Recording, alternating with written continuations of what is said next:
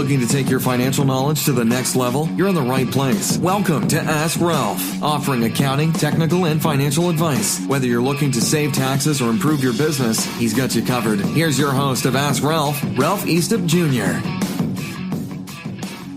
Hello and welcome back to the Ask Ralph Show. Today I thought I'd talk about the topic, what does and what does not constitute cancellation of debt income. Now, it's not tax season, but this is something I thought would be an interesting topic to discuss today because it's something that does happen quite a bit in my practice, and it's something I thought we should spend a little time talking about. So if you've had a lender discharge part or all of a debt that you are liable for, you may owe income tax on the amount that was discharged.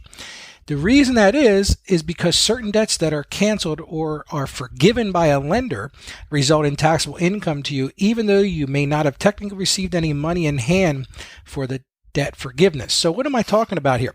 Let's say that you've got a credit card and you decide to enter into a payment plan or a settlement for this credit card. Let's say it's an American Express card. You call American Express and say, listen, I want to I'm not using this credit card anymore. I know I owe a lot on it, but I wanted to see if you would take a settlement on that card. Let's say you owe $5,000 and you offer to pay them $2,000.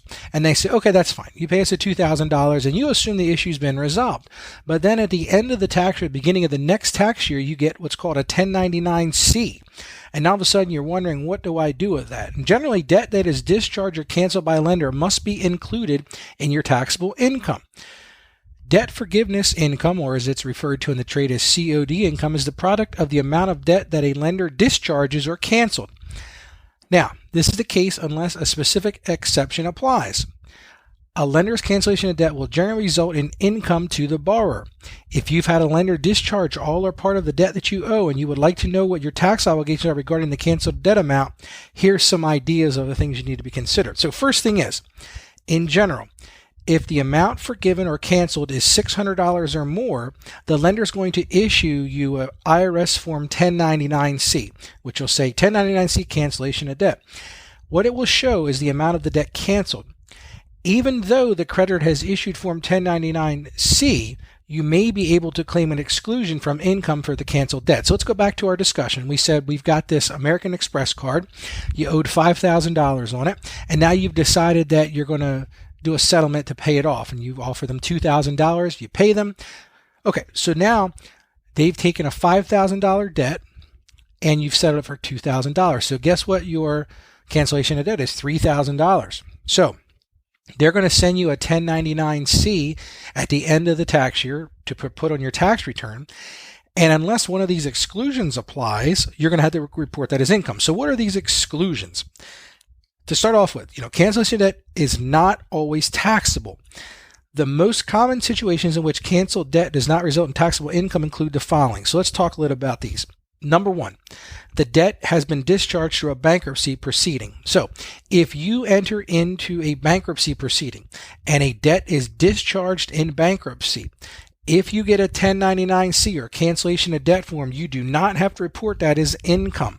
So if you've got, you need to make sure though that that particular debt was included in your bankruptcy. So you want to make sure you discuss that with your bankruptcy attorney. Take a look at your bankruptcy petition and make sure it was included. But if you did have bankruptcy, then it's not included in your income. The next one is insolvency, and this fouls up a lot of people. So what does insolvency mean? Well, it basically means that your debts exceed your assets. So let's use a real simple example here as well. So let's say that you have a home and your home is worth $100,000, but of course you owe $100,000 on it because you just recently purchased it. And then let's say that you've also got a car loan and that car loan is for $20,000. But your car's only worth $15,000. So now you've got basically $115,000 worth of assets. That's your $100,000 house and your valued $15,000 car. But your debts are $120,000, and that's the $100,000 mortgage debt plus the $20,000 car loan. So now you are, quote, insolvent because your total debts exceed your total assets. So if you're insolvent, then that also means that you do not have to report this cancellation of debt as income. Now, another area is if it's your qualified principal residence debt. Now, this is limited to $2 million or $1 million for married taxpayers filing separately. But there's a little bit of a catch to this. And the catch is that now you would have had to have entered into an agreement for this prior to the 1st of January 2018. So Congress did extend it for 2018 to take this debt or take this exemption, but you would have had to have entered into an agreement prior to that. Now, two less known exclusions are, number one, the debt is due to qualified farm expense or farm property. And number two, the debt is due to certain real property used in a trade or a business. Now, there are some other exclusions as well, such as student loans, disaster victims, gifts, general welfare payments, and deductible payments. Now, let's get into a little bit of more of a discussion. Let's talk about recourse and non-recourse loans. A non-recourse loan is a loan in which your lender's only remedy in case of default is to repossess the property subject to the loan. That is property that is either being financed or used as collateral for the loan. In these cases, your lender cannot pursue you personally in case of default. Although forgiveness of a non-recourse loan resulting from a foreclosure does not result in cancellation of debt income, it may result in other tax ramifications. So this is something you want to talk to your tax accountant or your lender, talk to your attorney about. Let's talk a little bit more about the mortgage debt forgiveness. So certain mortgage debt is discharged by the lender is excludable and does not result in taxable income to the homeowner. And this is called the qualified residence debt. The cancellation of qualifying mortgage debt is excluded from income if it is incurred with respect to the taxpayer's principal residence for acquisition debt, and from the period January 1st, 2007 to January 1st, 2018. Now, here's the thing that's very important, and that is qualified residence debt and acquisition debt. So acquisition debt is indebtedness secured by the residence and incurred in the acquisition, construction, or substantial improvement of the residence. So this is where it gets complicated. So if you have refinanced your home to do other things, perhaps pay off a car, finance a child's education, or something like that, that debt as it relates to this is not excludable. So you need to be really careful about that. And debt forgiven on a second home or rental property does not qualify. Now, finally, the thing we get a lot of questions about is credit card and car loan debt. Noticeably absent from the specific exceptions to cancellation debt income are two of the biggest consumer debt items, credit cards and car loans. Credit card debt or an unpaid debt on a car loan that is forgiven by the lender is includable in gross income unless, we go back to those tests, bankruptcy or insolvency. So if you've had debt discharged from income that does or does not qualify for an exception, you must include the amount of canceled debt in your gross income on your tax return.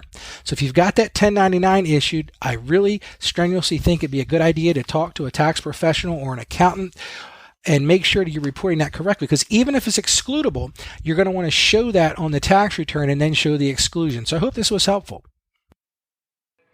You've been listening to Ask Ralph, brought to you by Saggio Accounting Plus. Please subscribe to and rate our podcast on Apple Podcasts or wherever you get your podcasts, and leave us a rating and review. Our podcast is produced by Carolyn Peters. Thank you for listening, and be sure to like us on Facebook and follow us on Twitter at Ask Ralph Media. You can also hear me each week on 1450 WILM and on 1410 WDOV in Delaware and on the iHeartRadio app. Submit your questions or ideas for future shows by sending an email to AskRalph@AskRalph.com. The information contained in this episode of Ask Ralph is based on data available as of the date of its release. Saggio Accounting Plus and Ask Ralph Media Inc. is under no obligation to update this content if changes occur. Applying this information to your specific situation requires careful consideration of all facts and circumstances, and any information provided is not to be considered as financial, tax, or legal advice. Please consult your tax advisor or attorney before acting on any material covered.